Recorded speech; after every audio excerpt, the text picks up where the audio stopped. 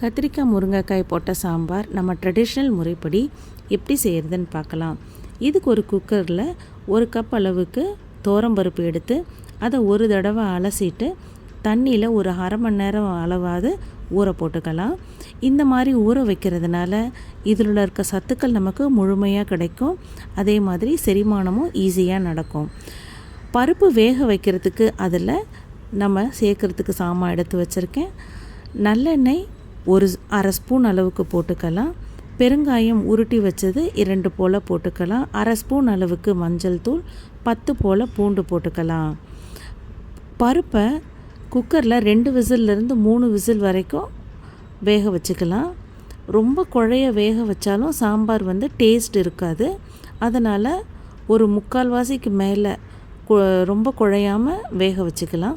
ஒரு துண்டு அளவுக்கு புளி எடுத்து அதை தண்ணியில் ஊற வச்சுக்கலாம்.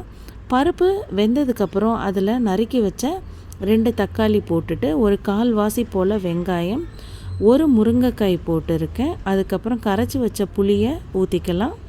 1.5 அளவுக்கு குழம்பு மிளகாய் தூள், இதை தான் சாம்பார் தூள்னு சொல்லுவாங்க. இதோட ரெசிபி நம்ம சேனலில் போட்டிருக்கேன். மிளகாய் தூள் அரைக்கிறது பார்த்துக்கோங்க. அதுக்கப்புறம் நம்ம கட் பண்ணி வச்ச கத்திரிக்காயை போட்டுக்கலாம்.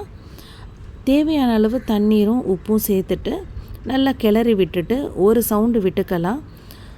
ஒரு சவுண்டு வரவும் உடனே ஆஃப் பண்ணிவிட்டு நம்ம குக்கரை கொஞ்சம் கேஸ் ரிலீஸ் பண்ணி திறந்துக்கலாம்.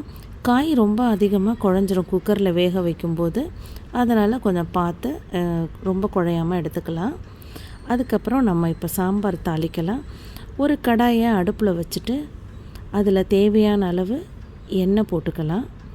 அது கூட கடுகு, உளுத்தம்பருப்பு சேர்த்துட்டு அது நல்லா வெடித்ததுக்கப்புறம் கருவேப்பிலை, வெங்காயம் போட்டு வெங்காயம் பொன்னிறமாக ஆனதுக்கப்புறம் நம்ம எடுத்து வச்சுருக்க சாம்பார் போட்டுக்கலாம். இப்போ தாளித்ததுக்கப்புறம் சாம்பாரோட சுவை இன்னுமே அதிகமாக இருக்கும். மேலே கருவேப்பிலை கொஞ்சம் போட்டுக்கலாம். தேங்க்யூ ஃபார் வாட்சிங்.